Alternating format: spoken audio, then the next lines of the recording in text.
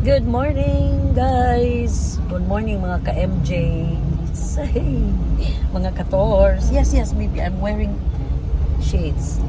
So, today is a Thursday. And, may lakad kami ni Daddy. Pero, sandali lang kami, guys. Kailangan ko lang talagang kumuha ng pera.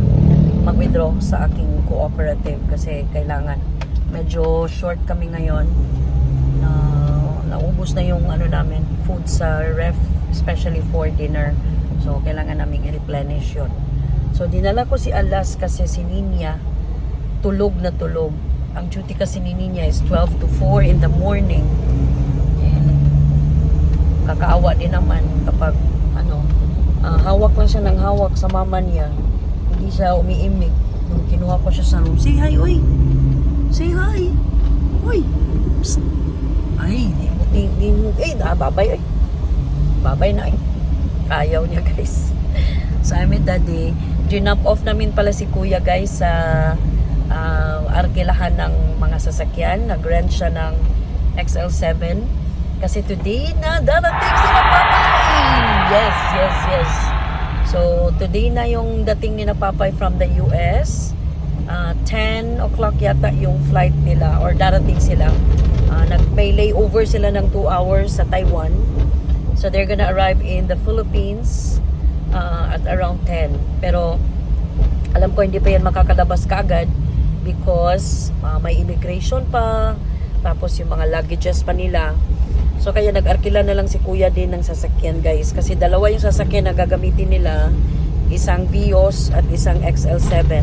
Ang XL7 yun yung kakargahan ng lahat ng mga bagahe nila kasi 9 ka mga luggages yung ikakarga doon. So kaya yun na lang dinala ni Kuya. And then tonight, pa-surprise na pa-dinner si Kuya kay Ninya. Ngayon na andito na si Papay. Kaming lahat daw, guys, magdi-dinner sa Mr. A. So abangan nyo yan, guys, kasi definitely magpa-vlog ako niyan. So for now, music lang muna kami. So, dumaan muna kami dito sa Shell, guys. Nagpahangin kami kay Jaggy. Cause kulang na naman to sa hangin. Kailangan na to ipabulkit talaga, guys. Kasi parati siyang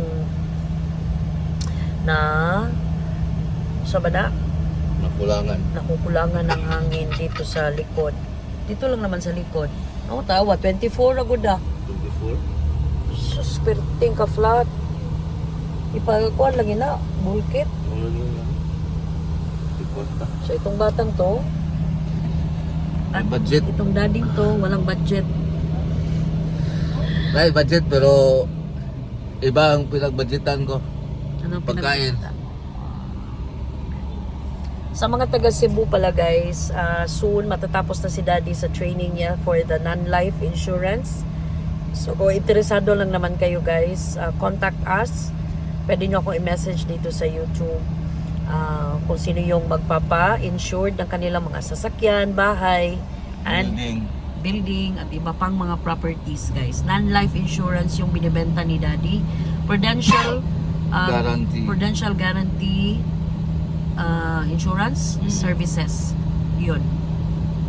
So magti-training pa siya today and tomorrow. Tatapusin niya para maging eligible siya na magbenta ng mga policies. So, i-message nyo lang ako, guys. Napay takog tanan daw. Namaya na, Salamat, guys. So, andito kami sa may Rustans, guys. Quezon Metro na ngayon, ng Banawa. Bili mo lang kami ng konting ulam or uulamin namin for tomorrow. Kasi Sabado pa yung sweldo ko eh. Ang init. So, si Alas nakapajamas pa yan, guys. Bahala na. Anyway, terno naman yung pajama niya. So, okay lang. After nito, guys, uwi na kami ni Daddy kasi may work pa ako. Nano ko lang muna yung team ko. Nagpaalam naman ako sa boss ko na alis muna ako, bibili ako ng gamot, ganon.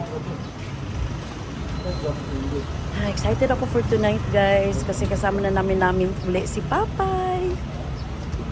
Dito na talaga si Papay, guys, and matagal pa siguro bago siya magbakasyon uli. Pero sana sa next na bakasyon niya kasama na niya si Kuya. Kasi kawawa talaga yung anak ko guys during the vacation ni Papa. As in, napaka-lonely ni Kuya. But iba talaga yung aura ni Kuya today. When he woke up, as in super, super excited. Kasi at last, andyan na si Yap Hap. Pasok na kami guys sa Paisano Metro. Daming fish guys, pero ang mamahal oh. 500. Ito masarap sana to. Favorite ko talaga to. Meron 300, pero hindi naman yan ano. Seafood pala yan. Yan o, 480. Wala talaga mura dito. Sa Carbon lang merong mura. So we'll just buy baboy daw or manok. Ako ng manok guys. Ha?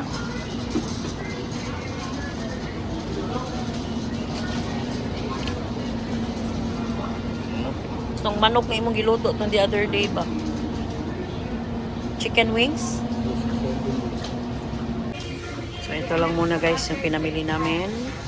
Good for tomorrow lang to. Or kahit na Saturday. Kasi Saturday pa sweldo eh. Then sila daddy napunta doon. Pinakalaro niya si Alas. Kasi may mga balls kaming na daanan guys. I'm sure Alas would love to play with those balls. Hindi ko lang alam kung magkano. Pero I need to hurry up kasi I need to go back to the house sa work. Alas 3 pa yung out ko guys. Gusto ko tong lipstick from Guess. Ito yung gamit ko guys oh. Bigay ito sa akin ni Nikki. Isang set to guys. Ayan. Guess. Ayan. Tapos si Papa may binili siyang makeup set sa Sephora. We're gonna try it on. Kasi magpapaturo siya sa akin kung paano mag-makeup. So guys, I've arrived na pala kanina pa, mga 20 minutes ago. So dito na ako sa taas and bumalik na ako sa trabaho. By 3 p.m. out ako. Siguro maliligo ako uli. Kasi naligo na ako kagabi guys, but nag-shampoo ako dun sa Purple. Ang problema kasi talaga to sa Purple guys, pag ginagamit ko siya, napaka ano ba yun?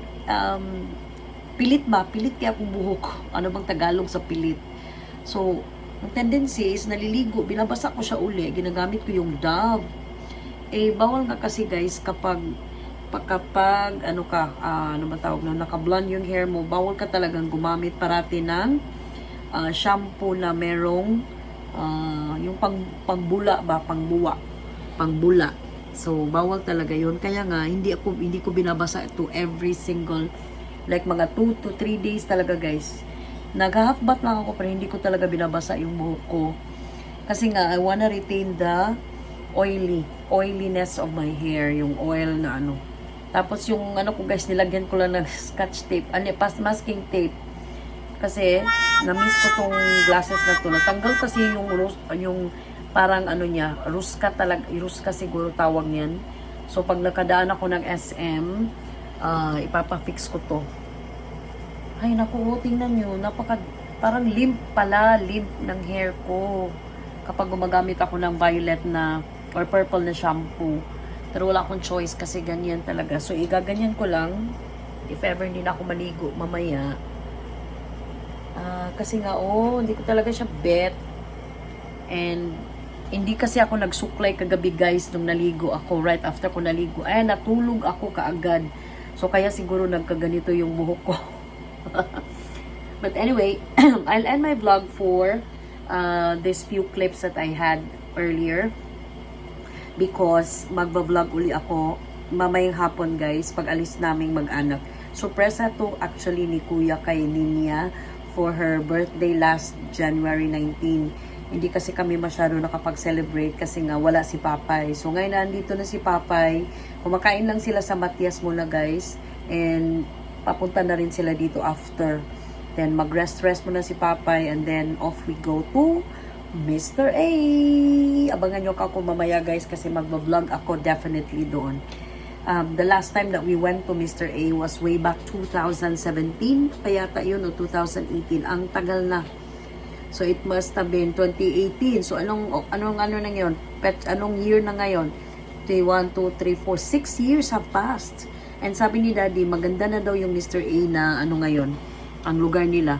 In-enhance talaga nila yung lugar. Ang Mr. A kasi guys, nasa bukid siya na part ng Busay. So doon kami pupunta tonight. Pero hindi lang ako hindi ko sasabihin kay Ninya kasi nga surprise nga yan. Okay?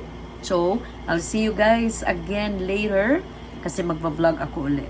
Ingat kayo parati guys dahil ang mga kabet ay nasa tabi-tabi lang. Mwah!